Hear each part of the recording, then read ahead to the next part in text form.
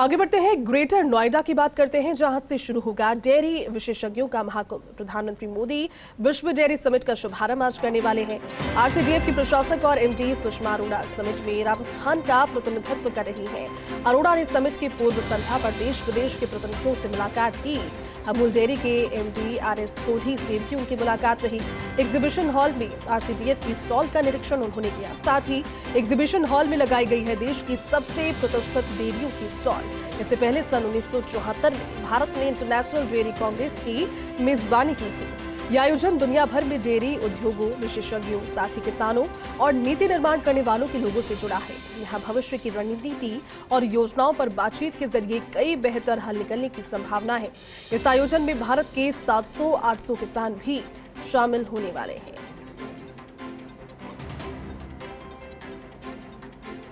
देखिए, बड़ा दिन है आज महामंथन है, अंतर्राष्ट्रीय डेयरी संघ विश्व डेयरी सम्मेलन 2022 और राजस्थान से भी जो डेलीगेशन पहुंचा। देखिए, आप तस्वीरें दिखा रहे हैं आपको, जिनमें तमाम जो दिग्गज हैं वो नजर आ रहे हैं और साथ ही साथ एग्जीबिशन हॉल में स्टॉल का निरीक्षण करते हुए। एग्जीबिशन हॉल में देश की सभी प्रतिष्ठित डेयरियों की स्टॉल लगी है।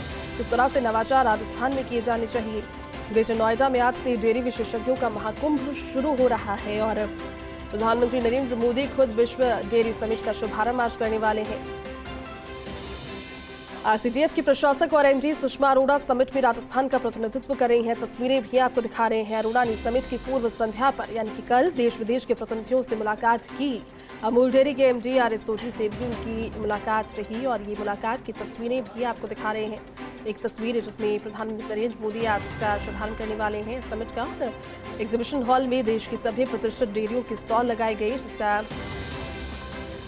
निरीक्षण भी किया।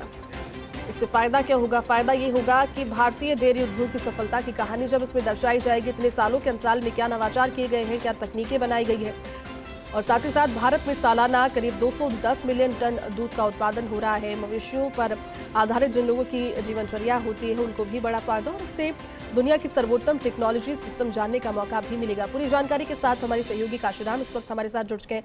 काशीराम, 50 साल के बाद भारत में इस तरह का कार्यक्रम हो रहा है जिसमें एक बड़ी समिट है, दूध पर महामंथन है, क्या पूरी जानकारी? और जी बिल्कुल, देखिए वर्ल्ड लेवल का ये समिट है और बहुत ही बड़ा आयोजन है। इसमें विश्व भर के जो प्रतिनिधि हैं डेयरी कंपनियों के वो मौजूद रहेंगे। उनकी जो डेयरी कंपनियां किस तरह से काम करती हैं, किस तरह की टेक्नोलॉजी यूज करती हैं और किस तरीके से पूरे विश्व को वो दूध उत्पाद उपलब्ध कराती हैं, इन सब के बारे में जानकारी देने के लिए यहाँ पर डेयरी समिट आयोजित की जा रही है। आज सुबह 10 बजे पीएम नरेंद्र मोदी इसका उद्घाटन करेंगे और साथ ही वो संबोधित भी करेंगे, क्योंकि दुग्ध उत्पादन के मामले में भारत अव्वल रहा है और उसमें अगर हम राजस्थान की बात करें तो राजस्थान देश में लगभग दूसरे स्थान पर रहता है हमेशा से। तो राजस्थान का भी बड़ा योगदान है और राजस्थान कोऑपरेटिव डेयरी फेडरेशन जो है आरसीडीएफ, उसकी प्रशासक और एमडी सुषमा अरोड़ा भी नोएडा पहुंच चुके हैं। कल शाम को उन्होंने अलग अलग कंपनियों के प्रतिनिधियों से भी मुलाकात की थी। यहाँ पर जो आरसीडीएफ की स्टॉल है उसका भी निरीक्षण किया था। अमूल डेयरी के जो एमडी हैं उनसे भी मुलाकात की थी। तो कुल मिलाकर राजस्थान कोऑपरेटिव डेयरी फेडरेशन की तरफ से भी यहाँ पर पूरी तैयारी की गई है, अपनी स्टॉल लगाई गई है और उसमें यहाँ का जितना दुग्ध उत्पादन है उसके बारे में और किस तरह की टेक्निक यूज की जा रही है, किस तरह से राजस्थान के जो प्रदेशवासी हैं उनको दुग्ध उत्पाद उपलब्ध कराए जा रहे हैं, उसके बारे में जानकारी दी जाएगी। बिल्कुल काशीराम, और जब ये अब 10 बजे का समय आप बता रहे हैं कि इसमें शुरू होगा, एक लगभग 50 साल का अंतराल रहा जिसमें जितनी भी टेक्नोलॉजी और विकसित हुई है और जो भारत के देश भी हैं उनकी टेक्निक्स को भी किस तरह से अपनाया जाए, इस पर भी मंथन। तो ओवरऑल एक बड़ा जो एक टेबल, एक मेज पर बैठकर मंथन है वो होगा इससे। जी बिल्कुल, देखिए बड़ा मंथन होगा और यहाँ पर क्योंकि विश्व भर से जब सभी डेयरी कंपनियों के प्रतिनिधि है वो जुड़ रहे हैं, तो ये एक समय मंथन का है कि किस तरह से और इस सेक्टर को आगे ले जाया जाए और इस सेक्टर से जो लोग जुड़े हुए हैं उनको किस तरह से आत्मनिर्भर बनाया जाए, रोजगार के मामले में किस तरह से जो दुग्ध उत्पाद हैं उनको और बेहतर तरीके से काम में लिए जाए और जो उत्पादन है उसको कैसे बढ़ाया जाए, दुग्ध संकलन जो है उसको बढ़ाया जाए, साथ ही जो दुग्ध उत्पादक हैं उनको और कैसे बेहतर किया जाए। तो इन सब बातों को लेकर के यहाँ पर मंथन हो।